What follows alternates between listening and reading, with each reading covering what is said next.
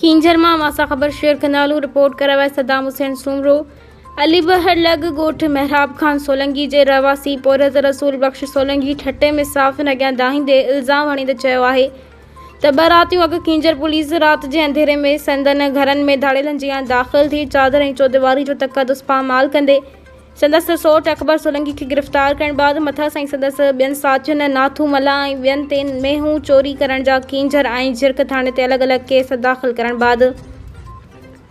संदसि गिरफ़्तारी ज़ाहिर नाहे कई, जंहिंखे पुलिस पारां वधीक नुक़सान जो ख़तरो आहे। रसूल बख्श सोलंकी चयो त जॾहिं खींजर ऐं झिरक पुलिस अलॻि अलॻि थाणनि ते ॿ अलॻि अलॻि FIRूं दाख़िल कयूं आहिनि,